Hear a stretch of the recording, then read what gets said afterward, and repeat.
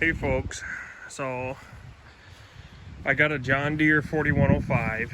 It's a 2012, and I was having an issue with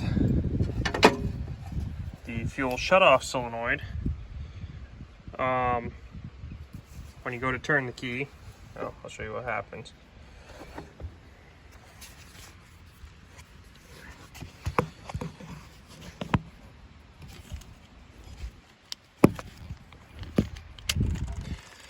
It doesn't pull that plunger in. Now you can take the plunger and push it in and it'll stay there until you shut the key off. A little bit of research that I was looking into said it was the thermistor. However, I could find hardly anything on this tractor about the thermistor. Turns out it's this tiny little chiclet sized piece. I'll put a part number in the description. And the place where it connects, because you can't find this in any parts manual or wiring diagram, I just spent the past couple hours looking for it. Right here, coming out of fuse block, relay block 2, which as you can see is the fuel pull-in relay. Right here. Sorry, I'm doing this on my phone. 85 on the back of the fuse, you'll see a black wire come out.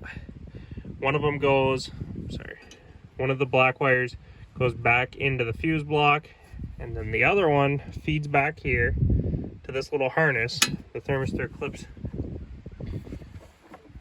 right into the end of it, like so. And this little harness just lays back and is taped right onto the wiring harness. So cut the tape, pull it up, and you can pull the thermistor out. What that thermistor does, it's basically a little switch. You get about 3 seconds and then it heats up and breaks contact. This one's broken in half. And all that does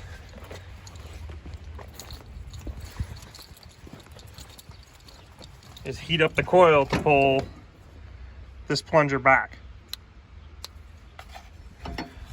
After that, it shuts off and the solenoid will hold it back in there to keep your fuel open until you shut the tractor off. It's not that hard to replace. What I'm gonna do, because apparently this is a common problem, even when I called the dealer, he couldn't find a parts number for it, and he didn't even know where to find the thermistor.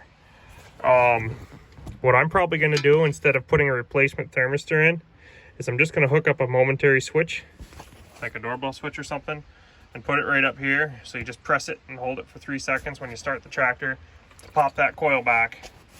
And then after that, it should be too easy. Anyways, hope this helps everybody. If you got the same type of tractor, if you got any questions about it and I can make your job easier, let me know in the comments. Thanks.